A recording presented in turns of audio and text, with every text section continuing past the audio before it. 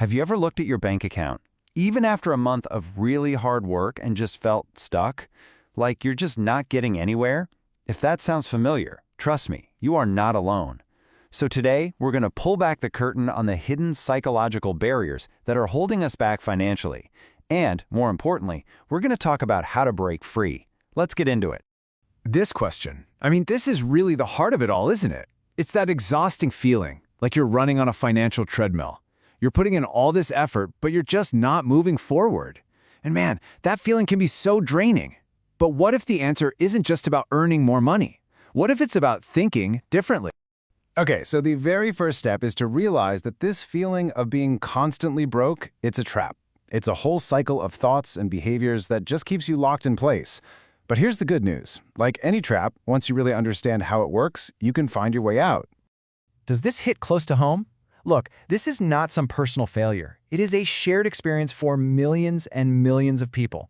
You know, all the traditional financial advice just tells us to budget better or cut your spending. But that kind of advice completely misses the huge psychological force that's really at play here, a specific mindset that makes all that advice feel, well, impossible to follow. So, let's put a name to the real culprit.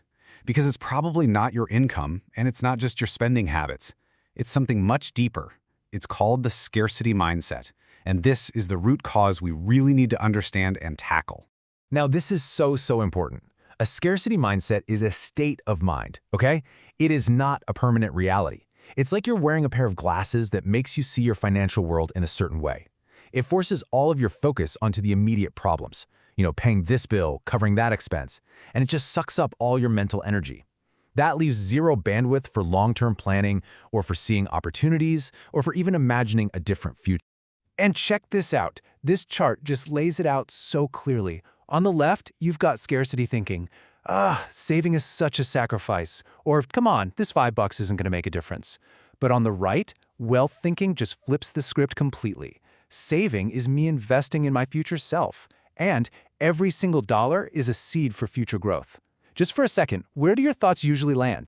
And this analogy is just perfect. When you're making decisions based on fear, like we just saw, you're constantly just looking at the pavement right in front of your tires, swerving to avoid the next financial pothole. It's a totally reactive, super stressful way to live, and you never get the chance to actually look up and see the horizon you're supposed to be driving towards. So if scarcity is the trap, what's the escape route? It's about consciously, intentionally building its opposite, the wealth-building mindset.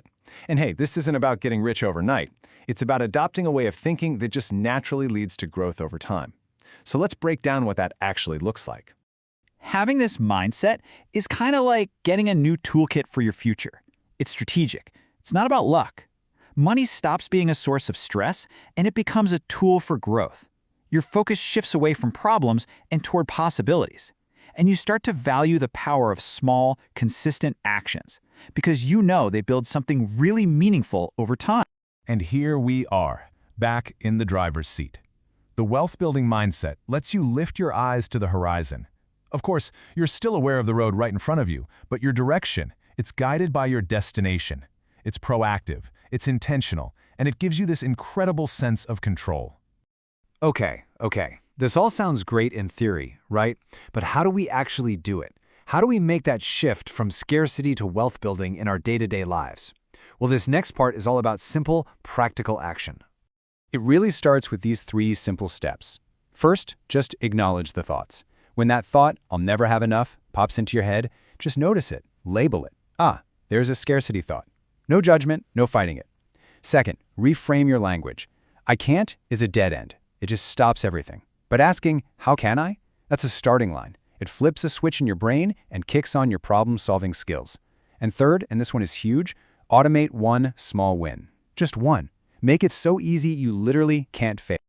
All right, let's wrap this up by looking at why this mental shift is so unbelievably powerful. Because this isn't just about feeling better. This is about creating a tangibly different future for yourself, and it all starts with the smallest actions. So what is this number? What are we looking at? Well, this is what happens when you automate saving just $10 a week. $10 for 10 years. If you put it in a simple investment with, say, a modest 7% return, That small, almost unnoticeable habit grows to over $6,500, all thanks to the magic of compounding. But here is the real secret. The magic isn't actually in the $6,500. The magic is in the proof. Every single week that $10 automatically moves over, you are proving to yourself that you are a person who saves. You are a person who plans for the future. You are literally rewiring your brain to default to a wealth-building mindset. And that brings us right here to the final and I think most important part, because this isn't just about understanding an idea, it's about putting it into action. So I'll leave you with this question. What is the one small automated action you can set up today to start proving to yourself that your financial future is in your hands? Your new mindset is waiting.